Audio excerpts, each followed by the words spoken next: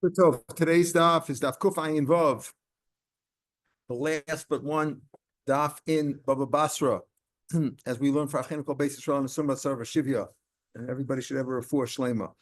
We're near the bottom of, what did I just say? Kuf Ayin Vav. I said Kuf Ayin Vav, right? It's Kuf Ayin Hey. Kuf Ayin Hey. Today's daf is Kuf Ayin Hey. See, I was just testing you. Nobody caught me, and we'll start with near the bottom of Kuf Ayin Dalid, yesterday's daf, where we left off yesterday, 5 lines from the bottom page. Amar Avuna. A man is lying on his deathbed, and he's saying, I'm giving everything to the shul, everything to the base of Mikdash, Makdash, everything. But he says, oh, wait a minute, Mana Leploni Biyadi, but I owe some guy $100. He first gave everything to Hekdesh, and then he said, I owe a guy $100. Do you believe him? Do you believe him? Or maybe he's just trying to give this guy $100, but really the money belongs to Hekdesh because he was Makdish everything. No, he's believing Aman. Chazaka Hekdesh. He's not going to make a conspiracy against Hekdesh. He gave it to Hekdesh. You're not going to cheat Hekdesh now and say, no, I want to give this guy $100. So you believe him and you give him, and he really owed that money. That money didn't belong to him. The money was owed to somebody else. So you believe him and you give that money to Hekdesh, the $100. Maskul of Nachman. Why do you assume that he wouldn't do that? Would a person make a conspiracy against? Say he's not going to make a conspiracy against Hekdesh. Would he make a conspiracy against his own children?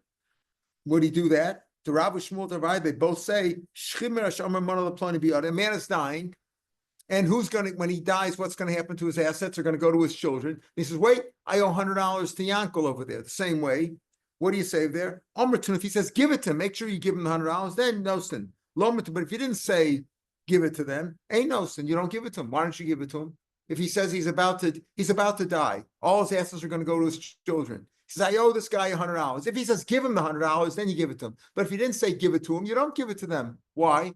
Why don't you assume he owes him the money? No. Well, we had this far before. Sometimes a person wants to say, you don't own everything. Maybe he doesn't want to give his kids an ayin hara, doesn't want his kids to be too generous, they have too much money and start spending. So he says, listen, a person's man sometimes doesn't want to satiate and show his children that they're satiated, they have a lot of money. We don't have that much. Same way. So what do you see over there? Even though he says he's dying and everything's about to go to his kids, but he says, I owe this guy $100.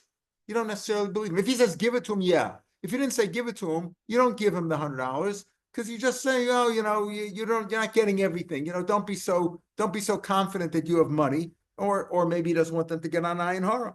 They don't want it to think that he's rich. If he says, all of a sudden a man's dying, before the shiva's over, the schnorrers are already coming around. Don't you want to give this in honor and memory of your parents? So he wants to say, no, we owe the money. You don't have that much money over here. That's what you see. Hachanami here also at the top of the page. Person also maybe doesn't want to show that he's wealthy. Person says, what a nice car you have. And no, the car is leased and the house is rented. I don't have that much. I'm retired now. Don't come after me anymore, right? Doesn't want to make himself wealthy. So why do you say over here that if a man on his dying bed, he had given everything to Hekdesh, he says, I owe this guy $100. Maybe he's just trying to say, I'm not that wealthy, but he doesn't really owe him the $100. Says Kikom Rafuna Hasam Dunakashtar. When Rafuna said that a Shchimra was Makdash as the Chasam, and he says, I owe this guy $100, you give him $100 because he wouldn't cheat Hekdesh, is speaking about where the guy with the $100 has an IOU against him.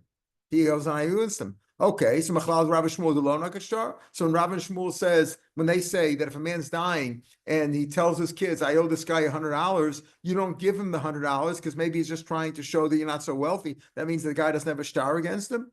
So if that's the case, Amar Tnu Nosnin, why do you say if he says give it to him, give it to him? If he doesn't have a star, if the guy doesn't have a star, Milval Pehu. For Rav Shmuel themselves say, this is Rav Shmuel who said, if he didn't say give it to him, you don't have to give it to him. In the case when the man's dying, when his children are waiting to get the assets, and he says, I owe Yankel $100. If he didn't say give it to him, you don't give it to him. But if you say give it to him, you give him why? Milval Pehu. If there's no star, as you're saying, what's the difference between Rav Huna's case and Rav Shmuel's case? In Rav Shmuel, there's no star. If it's no star, that's a Milval Peh. It's a verbal loan. Rav Shmuel Milval Peh in government of Yoshmuel Kuchas. As we're going to see, Rav Shmuel say that a Milval Peh you may not collect from, we're going to have that, Milva Pengo, we're going to see this on Ahmed Bays, that they say at a Milval Peh, you cannot collect from Yorshim, and nor is there a lien on people who bought property from him subsequent to this supposed loan, because how would they know about the loan? If it's a verbal loan, they don't know about it, so you can't collect from them either. In other words, from people who bought property from this debtor subsequent to the supposed loan, you can't collect from them. So how could you collect from the Yorshim, even if they say Tnu? Ella Amar of Nachman Nakashtar, in both cases, both in the case where he's makdish his assets, and both in the case where he just was dying and he said, give this guy $100 that I owe him. In both cases, there's an IOU against him. In other words, both cases, there's an IOU that he owes him $100, that he owes this person $100, whether it's the case of being makdish all his assets or he's just dying. In one case, it's ratified, meaning in the case of Hegdish, he not only has a shtar, there's a shtar against him that he owes the $100, but also the shtar has been ratified by the Bezdin. In a case like that, he has to give the money. But in the case of Rav Shmuel, it's not ratified. So Amar Tunu, if he says give it to them, then Kamshah, he's effectively ratified it. If the Lova himself says, but before I die, I'm dying, but I owe this guy $100 and give him the money, then he's effectively ratified it. Lomatu, if he didn't say give it to him, lo kam l'shtar, then it's a verbal loan and you don't have to pay it. That's the difference between them. Amar Rabba, about 10 lines down on the page. Listen to this. Shimra says he's dying, and he says, by the way, I owe this guy, I owe Yankel $100. But Amru Yisoman, then after he dies, the orphans say, Paranu, we paid off the loan. The father said he owed this guy $100, we paid off the loan. They're believed. Let's say he says, Snumana Laploni, the father's dying, and he says, give this guy $100 that I owe him. Some say, Paranu, we paid him. Ainamana, they're not believed.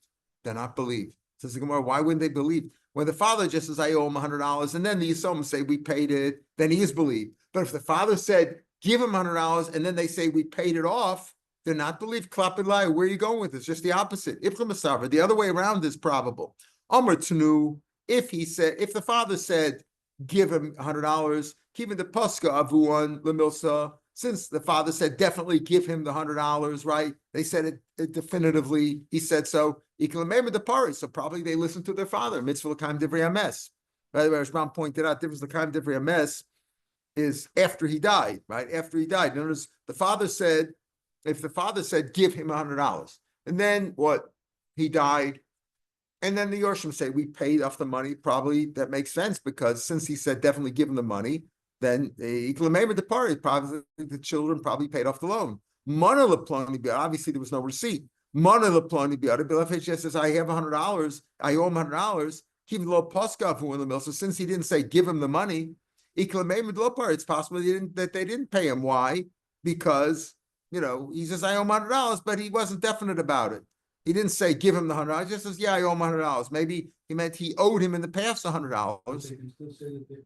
So that, and it's more mustafa to say, and it's when the father said, I owe a guy $100, or he says, I owe him $100 and pay him, make sure you pay him.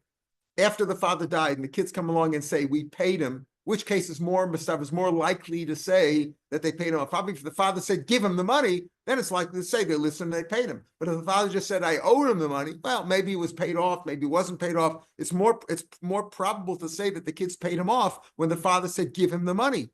It's possible if he didn't say, give him the money, maybe they didn't pay.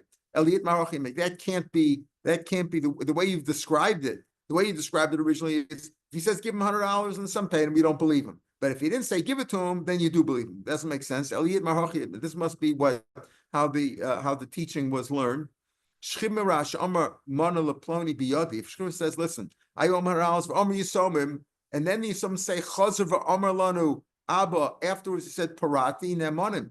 In other words, when the father said originally, listen, I owe this guy $100, and then the Yisomim said, all right, Ploni, and then the Yisomim said, before he died, he told us afterwards that he paid it off. Then they believe my time at Kurim Mitkar. First he said, it's possible. The father said, I think I owe that guy $100. Then he says, no, I paid him off. I met him at the Makolit and I paid him off. That's possible. But if he says, Tnuman al he says, give him $100, v'amri some chazav v'amar abba parati. If the father said, give him $100, and then they said afterwards, the kids said afterwards that the father told us privately before he died that he paid it off, ain't a money, they're not believe. Why? The Misa the Pari, had he paid him off, he wouldn't have said give it to him. In other words, when the father said give him the money, then it's probable that he hadn't paid it off yet. So if the kid said, how is it possible when he said tnu, they're not believed, and when he didn't say tnu, they are believed? Because if he said tnu, give him the money, and they claimed that afterwards he said no, he paid it off, that's unlikely. Because if he said give it to him, he probably had paid it. He probably had not paid it off. So therefore, the kids cannot say he told us afterwards that he paid it off. If he said tnu, he said give him the money. That's unlikely. If he paid him off, he wouldn't have said tnu. But if he said, listen, first told the kids publicly, I owe this guy $100. Then the kids said afterwards, they said before he died, he told us that he had paid it off. He remembered, possible. I think I owe this guy $100. And then he said, I paid it off. That's possible. That's likely. Could have said, I think I owe this guy $100. And then he said, before he died, he said he remembered that he did pay it off. That can happen. So then you believe the kids. But if the father said originally, give him $100, and now they're claiming afterwards, the father said he remembered afterwards that he gave him $100 already, that's less likely. Boy, Rava asked this kasha, Shchimira shehoda mao. Shchimira, what? That's moda that he owed money. What are we speaking about? A creditor comes and he says, give me the money. Give me, in a regular case, we had this before, earlier in the Masechet, or it's also, we'll see it in Sanhedrin, Rashi points out. If a man comes, tell a guy, listen, you owe me $100. The guy says, okay, yeah. Does he have to pay it? Maybe he just said, yeah, to push him off. In other words, he's only chayiv to pay if he says, okay, you are my witnesses, that I owe the money. He agrees to these witnesses, there's witnesses here that I owe the money, then he has to pay. What about a shchimira that's moda? In other words, when a guy just talks to us, so the guy comes over to me in the street and says, you owe me $100. Yeah, okay, fine. You're just trying to push him off, right? Yeah, okay, don't worry about it. That doesn't mean I owe the money just because I said, yeah. If I say you are my witnesses that I owe $100, that's different. What about a shchimira, a guy who's dying? Guy who's dying who admits that he owes money. Is he also saying, yeah, or on his deathbed, he's not playing around? So boy, Rav, Shemar Shahoda, he's moda that he owes money. The guy comes and claims that he owes $100, and he says, yeah, I'm moda. Sarach Lomar Atam, does he have to say, you are my witnesses? Oh, ain't Sarach Lomar Atam. He doesn't have to say that. And the Girsa is, that it's like the next line also, Mishata B'shas Misa, Adam Mishata B'shas, does a person fool around when he's dying or not? In another case, in a case where he just came along and he's moda in front of two witnesses that I owe this guy money. He just, I owe this money. But if there it says you have to write it down. If he says write it down, then it's definite. Otherwise, you're just saying, I owe money, doesn't mean anything. So what about here too? So if a person, right? That's the girsa. When a person just says, I owe you money. If he didn't say write it down, I didn't say write it down, it doesn't mean anything. Maybe he's just stam talking. But here, when a person is dying, what do you say? Does a person fool around when he's dying? When a person's dying, he doesn't fool around because he knows he's not going to be around later to correct it. So Basa the boy, after Rava asked the kasha, after he raised the question, Hara Pashta, he decided it. A person doesn't fool around when he's dying. So when he's dying and he says, I owe this guy money, you believe him, right? You can't say, if he didn't say, you are my witnesses, as we said, that the words of a shchimera is as if they're written down and handed over. So a person doesn't fool around when he's dying, but he says, you accept, and the question we had was, when he said, I owe this guy money, and then the kids say afterwards, he admitted to us, he said that he did pay it off, then you could believe the kids, because he didn't say pay them. But if he said, pay this guy money, and then the kids come along and say afterwards, we paid it off afterwards, or that the father admitted that he paid it off, we don't believe that. Because if he said, give him the money, presumably he knows that he didn't pay the money. So if he said, the kids come along afterwards and said, before he died, he said that he paid it, we don't believe him in that case. But if he just said, I owe this guy money, and then the kid said, before he died, he said that he paid him off, that he remembered that he paid him, that's possible, and we believe the kids in that case. Says the Mishnah, this is the last Mishnah in the Masechet. By the way, don't forget tomorrow, bring Sanhedrin, because tomorrow's daf is rather short, and we'll start Sanhedrin. Hamalbas chaver b'shtar. And this Mishnah could have really been said at the beginning of the Masechet, right? Many times the Mishnayos tell us things that we've learned before. If you lend somebody money with an IOU, a written document, that means it's written, signed by Adam. You can collect mechassim, you collect even from mortgaged or committed, encumbered assets. Right? Rashbam says mishubadim, mishuabadim, muchun, they're sold to somebody else. Okay, so that means that if I lend somebody money, I lend him $100 on January 1st, right? And it turns out, right? And later on January 15th, he sold, the debtor, the borrower sold some property to somebody else. And now when I come to collect it, let's say at the end of January, collect the loan, he doesn't have any money. I can go after the asset that he sold on January 15th. I can collect from assets that are obligated to somebody else. Somebody else bought them, call them purchasers, whatever it was, that they are sold to somebody else, that I can collect from that. I ate them, but let's say I did not have a written shar. There was just ate them there. Only gova menachasim b'nechorim. If it's sold with Adam, in other words, it wasn't written down, then you can only collect from unencumbered assets, meaning free assets, meaning I can only collect what the loba has. It's got cash, got jewelry, got stuff that's got property that's not sold. I can collect from those things. I can't collect from why, as we'll see, because if it's with a shtar and Adam, then it's publicized and people know about it. So then the later purchasers who bought the land from the debtor on January 15th, they should have they would know about it, and therefore they should have protected themselves. So you say, how is it fair that that the guy who bought land on January 15th loses his land now? Because he could have checked it out. If there was an IOU on January 15th that this debtor owes me money, he should have checked it out like they do now. You do a search, a title search, and you see today you do what they call an azhara. As soon as you buy something, they register a warning that this asset is being sold and nobody else should buy it. Nobody else should buy it. And the same thing over here on January 1st, his assets are obligated to me. Right, they're obligated to me that that I have a first lien since I lent him the money on January 1st. If now somebody bought from this debtor, if somebody bought land from him on January 15th, they should have been aware that there's a prior lien on that asset. So that's the idea. Okay. Hotzi Olav on Amid Beis now. Hotzi Olav at the top of Kufayin Ham Beis. You weren't here at the beginning of the daf. I said it's Kufayin Vav. It's really Kufayin Hey. I made a mistake. If you had been here, you would have corrected me. Hotzi Olav Ksav Yado. Let's say there is no Adam on the shtar. It's just the shtar. I owe you $100. You go over, a guy comes over to shul, can you borrow $100? And you say, yeah, here's an IOU. I just signed it myself that I owe you $100. So that shtar doesn't have Adam on it, right? Shu Chayavla. Also go you can't collect from Chasm Shubada because since there's no Adam on it, it's not going to be well known. It's not going to be publicized, and therefore you can't collect from people who bought land from the debtor afterwards, only from assets that he says. Another halacha, Orav Hayotze that we learned about last couple of days. We learned about an Orav, a guarantor. Orav Hayotze la'achachisam taros go b'nechasam mechorim. Let's say you have a shtar, an IOU. It's written that Reuven lends Shimon $100. There's Adam signed on it. After the Adam, under the Adam, there's a guy's guarantor. The guarantor on a regular lease or a document that has a guarantor, the guarantor is there, he signs on it before the Adam. If it's signed after the Adam, that means the Adam didn't testify to that.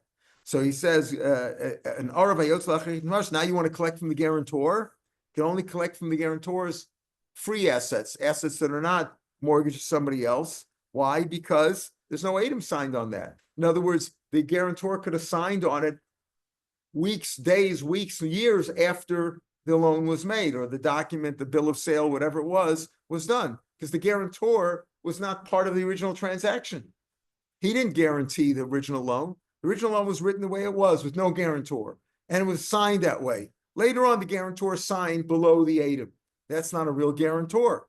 You can go after him on the Chasam B'nei if he says I'll guarantee it. You can go after free assets, but not after obligated or sold assets. Maisa, there was a story. Maisa both named Rabbi Shmuel. There was a story where the case came for Rabbi Shmuel, like this. where the guarantor is signed underneath the Ada. That means they signed after the transaction took place. V'amar governor chas mecharim. He passed in that way. You can only collect from chas mecharim. Amar bananas. Bananas was a great Talmud Chacham. We find him in the Perkei Avos, etc., another place, and he said, "No, ain't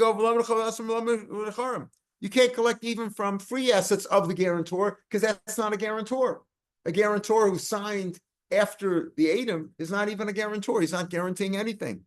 Amalo lama. Why? Why is that? He did sign. He did write that he's a Amalo. A man, a creditor comes after a debtor in the marketplace, and he says, "You haven't paid me back," and he starts strangling him. Like he puts a gun to his head. Said, "Pay me the money, or I'm going to shoot." And a friend comes along and wants to protect this poor guy who's being choked or threatened. Let him go. I'll guarantee it. I'll pay him. I'll pay you. Potter, he doesn't have to pay anything.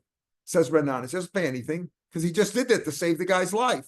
He didn't lend him the money. A guarantor means that the loan is taking place because of the trust that the lender has in the guarantor. Okay, I'm only going to lend you the money if you guarantee it. No guarantee, no nothing. So that's what a guarantor is. He's guaranteeing the loan up front. The loan took place because of the trust that the lender had in the guarantor. So here he wasn't that. Here he just said, "I'm trying to save his life." He wasn't really he didn't lend him the money because of necessarily the guarantor. Pardon? That wasn't right. It wasn't written at all. Same thing if he wrote it afterwards. In other words, if the guarantor signed after the Adam, below the Adam, then the loan didn't take place because of the guarantor. Where's a guarantor responsible to pay? Where he's liable? If he said, "Listen, lend him the money and I'll pay you," then chayav, like we said yesterday, if he said halveyu, any lashon that's not tein lo v'ani nosein or tein lo v'ani poreya or anything like that, v'ani kablan, he's only an arav. But if he's an arav, if he says, "Lend him the money and I'll pay you," then chayav. Sheken al menasovei, he lent him the money because of the trust. Okay, so that was the machlokas that Rabbi Shmuel had with Bananas. We'll see, even though Bananas had a good point, the halacha is still like Rabbi Shmuel, that you couldn't collect. Bananas says you shouldn't be able to collect from the guarantor at all. He was just trying to save the guy's life. But or if he signed after below the Adam, it doesn't mean anything. But the halacha is still like Rabbi Shmuel, as we'll see on tomorrow's Daf Mitzvah. I'm Rabbi Shmuel. Shmuel ends with a nice piece in the Gemara. If you want to become smart, you want to sharpen your mental skills. Yasik b'din and mamas. You should occupy yourself with Dina Mominus, which we're talking about in this Masechet, in the Zikin. And we're going to talk about in Sanhedrin also. Sharpen yourself, learn Dina Mominus. Why? There is no discipline, there's no discipline in the Torah that what? Torah, God o' man, greater than that. They're like a flowing spring. They're like a flowing spring, and you should learn there. Now, what's the idea here? The Farshim say it's very easy to tell between good and bad. Here's the murderer. Here is the victim. Here's the murderer. It's very easy to tell good and bad. But the din mamas, you have two guys, legitimate guys, that could just have a fight about who owes who money, or shnai mochsim betalis, or any question like that. When it comes to money matters, it's much more complicated. It's very easy to say, maybe if you learn about Gittin or Iguna or Musar of Gad or good and bad, it's very easy to discern between the two. Not such, but to tell between good and good, two legitimate guys fighting over something, over partnership or whatever, that's harder. So study that, and you'll become smart. The Hain come out of there. If you want to learn Din Mamonis, Yeshamish es Shimon ben Anas. Shmuel said, even though he disagreed with Ben Anas over here in the case that we just had with a guarantor who signed after the fact. But he says, if you want to learn Din Mamonis properly, you should serve Ben Anas, be under his teaching. You should study under him, and you'll become very smart. Amar Ula.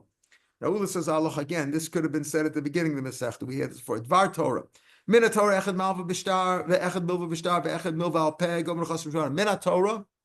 Any loan that takes place, the creditor has the rights to go after all the assets subsequent to the transaction of the lova. Mina Torah. Whether it's written in the shtar or not, whether you had a shtar or not.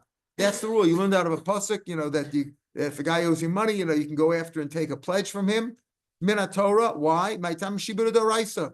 This the idea that that the debtor obligates his assets, including real estate, everything is Mina Torah, even on a verbal loan, even if it's not written down. That's Mina Torah. So why did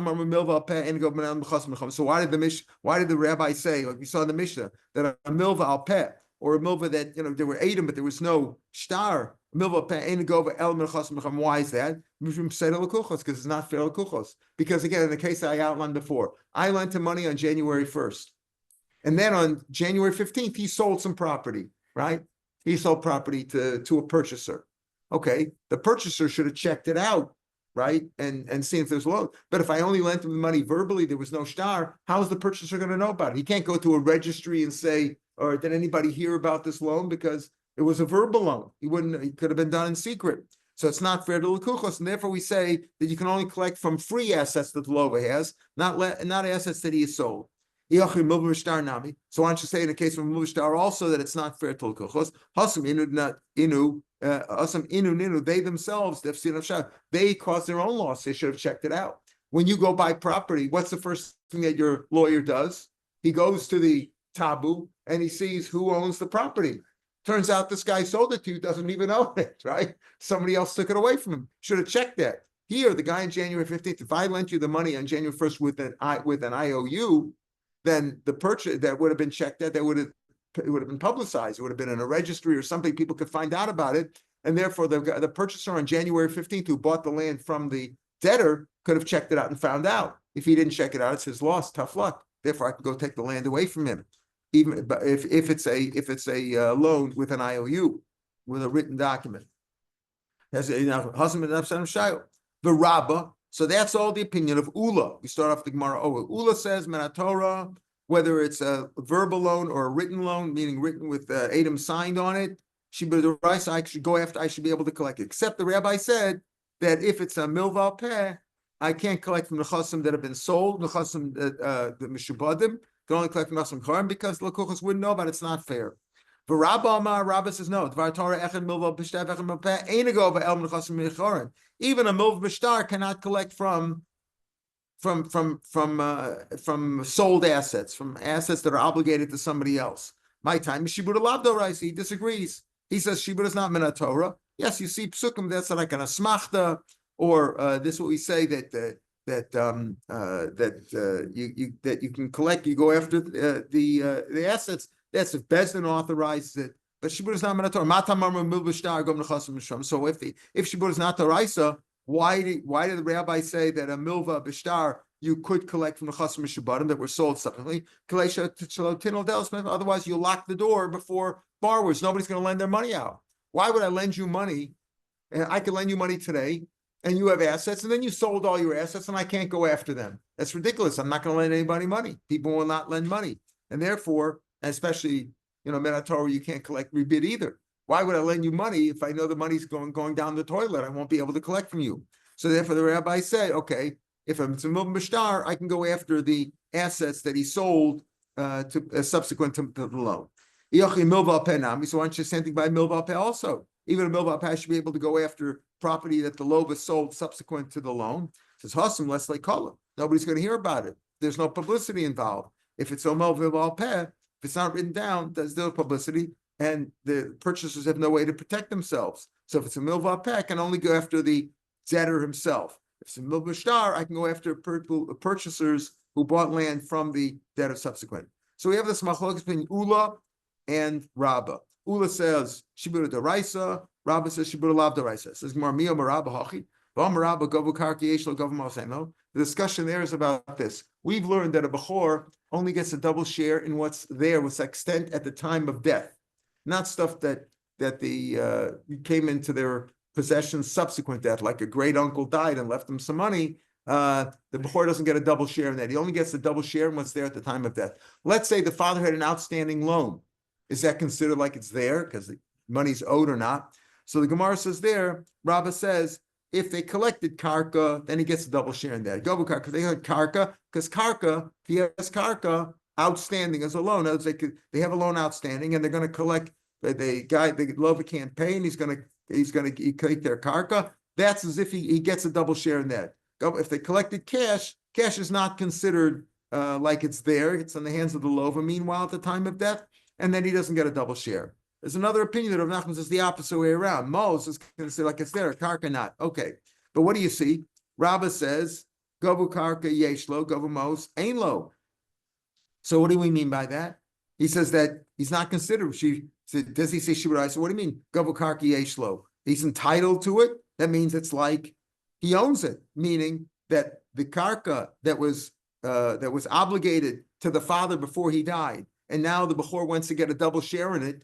He says he gets a double share in it. Why? Because it's considered like it's collected. That means that he has that the field is obligated to him. It's considered like he has it right now. The fact that he get a double share, it's considered like he has it. That's why, because shibuda is minatora. Maybe you'll say the other way around. Rabba holds shibuda the raisa, and Ula holds shibuda is not the raisa. Ula says dvar tor minatora b'chov dira b'ziburos. A b'chov, a creditor, halacha minatora. He can collect the worst land that you have, but that worst land that you have is obligated to him. That means that shibuda is the raisa. Because again, if you hold shibuda as the raisa, it's whether it's written down or not written down minatora. So what do you see? That Ula holds that shibuda is the raisa. So you can't say that Ula holds shibuda is lav the raisa and Rabba holds that shibuda is the raisa. It doesn't work that way. Ula holds shibuda is the raisa and Rabba holds shibuda is lav the raisa. You said over there, so what about this case where Rabba says in the case of the Bechor that he gets a double share if he collected karkats mashma, he holds shibuda, right? So the answer is Rabba time to be Merava Karma. Rabba is just explaining the reason of the people from Eretz Yisrael. In Eretz Yisrael, they said shibuda is the raisa, but he doesn't hold that way. Rabba Shmuel also hold that way. This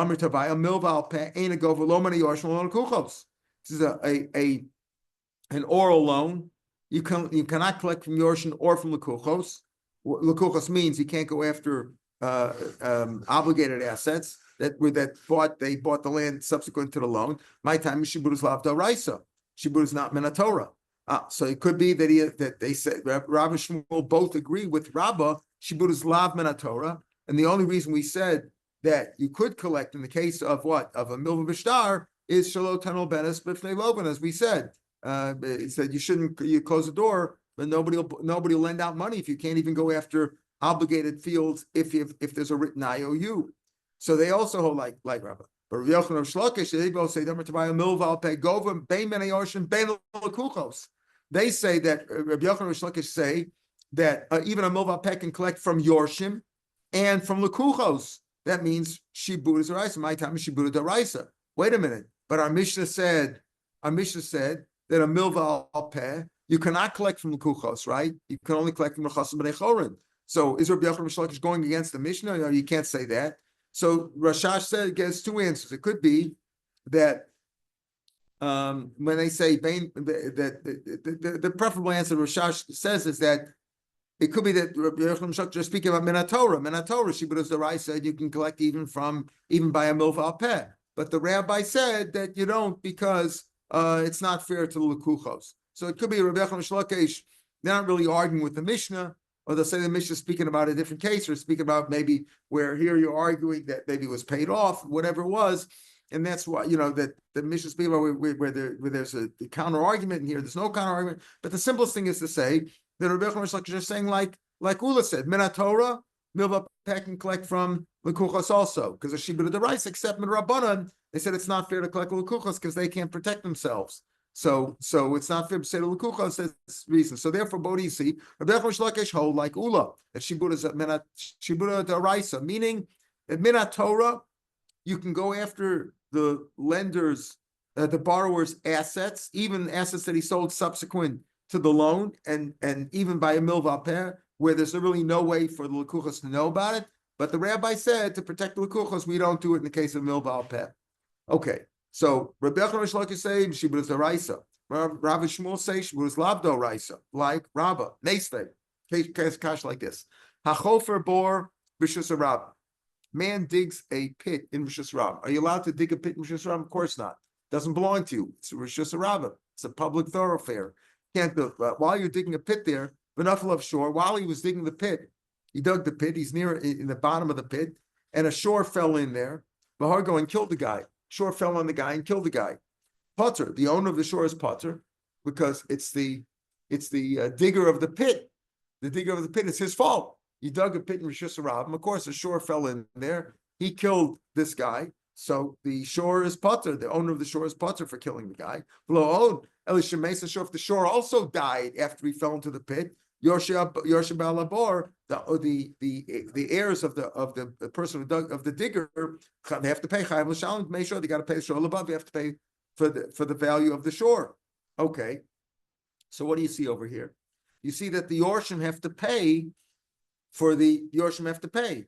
Now, if you say Shiburas Lavdo Raisa, right? If you say Shiburas Lavdo Raisa, why would they have to pay? Says Rashbam, Yorsh Balabor, 8 lines from the bottom of the page in Rashbam, Yorsh Balabor Chayv L'Shalim, Alma, Milval Peh, go, it's like a Milval Peh here. And you owe the money to the owner of the shore, right? For digging, you killed the shore. Alma Milval Peh, go Mana Yorshim. The Kash Rav and Shmuel. Rav and Shmuel say that a Milval Peh, you don't collect from Yorshim, right? Because Shiburas Lavdo Raisa. And here you're saying you collect from Yorshim. Amar Rav Allah, so it's a Kash from Rav Shmuel. Amar Rav Allah, Amar Rav, Vishamat Bedin. No. It's not a milval peh. Milval peh is simply where there's a loan that was done, a verbal loan. It's not written down. So there you can't collect from your. But over here, it's speaking about where they took the family, they took the man who was killed. They took him to court before he died. And the court said, you dug this pit, and the shore fell in there. And he's hurt you too, but he's dead. The shore is dead, and you have to pay. If there was a sentence by the court, the verdict of the court was he has to pay. That's like a milva b'shtar. That's not a milva peh. Even Rabbi Yochanan Rish Lakish, Rav and Shmuel who say milva peh you cannot collect from Yorshim Lekuchos because that's only milva peh. But if it's a milva b'shtar, right?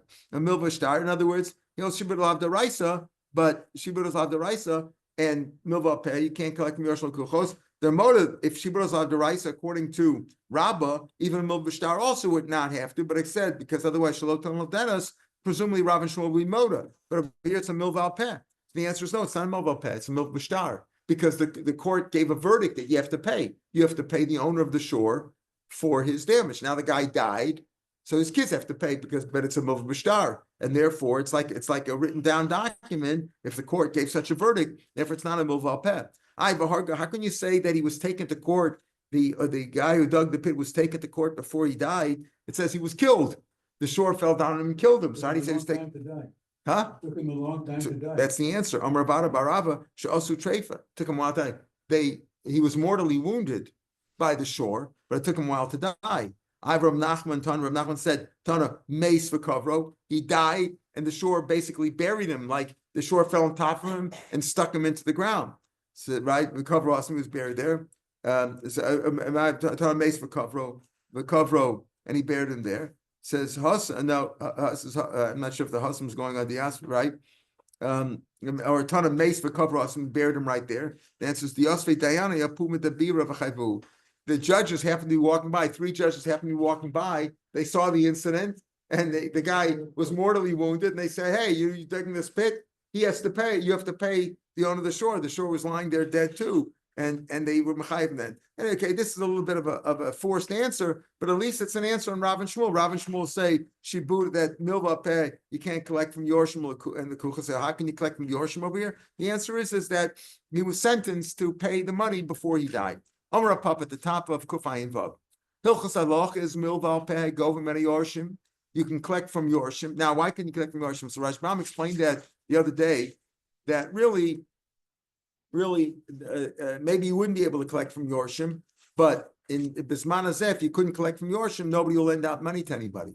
The man's, I'm lending you money. If I can't collect from your heirs, why should I lend you money? You might die and we'll nobody to collect from. So the rabbi said that Bisman Azeh, you could collect them, but you can't collect from Mekuchos. Can't collect from Mekuchos, but from purchases. Again, I lent money on January 1st, and it was a verbal loan. And on January 15th, somebody bought the debtor's property. Now, how is he going to protect himself? He doesn't know about this loan. So therefore, I can't collect Mekuchos.